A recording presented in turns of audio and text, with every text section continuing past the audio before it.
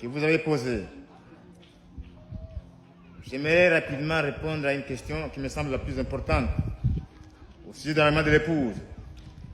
Quelqu'un qui a posé la question si l'enlèvement de l'épouse est spirituel ou physique. Voici la réponse. Je prends une écriture pour vous répondre. Nous sommes dans Hébreux chapitre 11. C'est ça l'exemple de l'enlèvement de l'épouse. Hébreux chapitre 11, verset 5 à 6. Voici ce qui est écrit.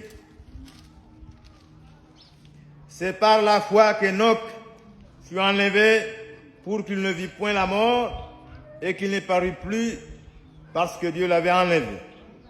Car avant son enlèvement, il avait reçu le témoignage qu'il était agréable à Dieu.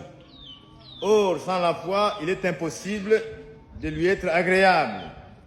Car il faut que celui qui s'approche de Dieu croit que Dieu existe et qu'il est le rémunérateur de ceux qui le cherchent.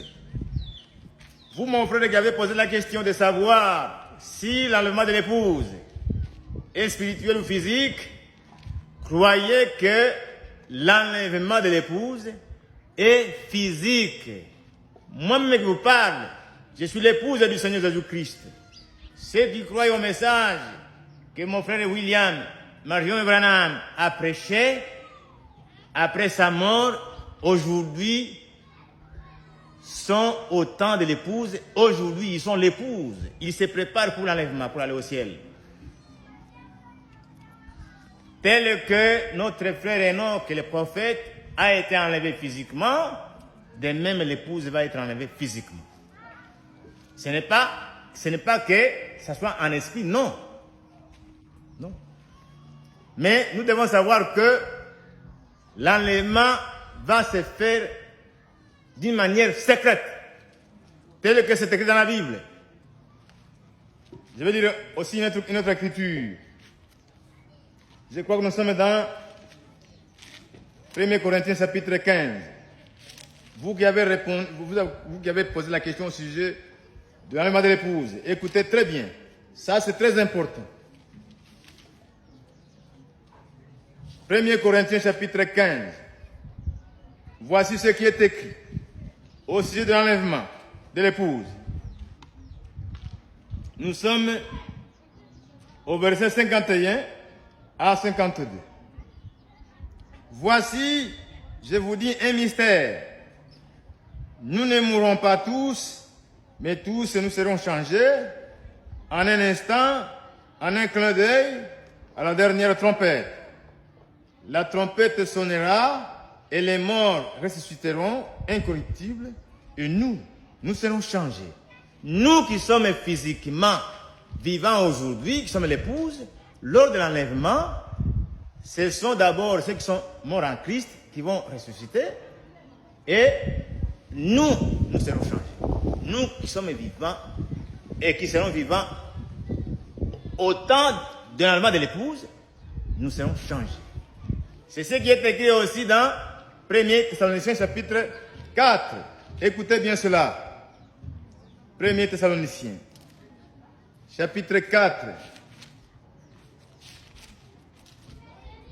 Vous qui avez posé cette question, mon frère, que Dieu vous bénisse. J'aimais beaucoup cette question. 1 Thessaloniciens chapitre 4. J'ai lu ça du verset 15 jusqu'au 18. Voici en effet ce que nous devons... voici en effet ce que nous vous déclarons d'après la parole du Seigneur. Nous les vivants, restés pour l'avènement du Seigneur, nous ne dépasserons pas ceux qui sont morts.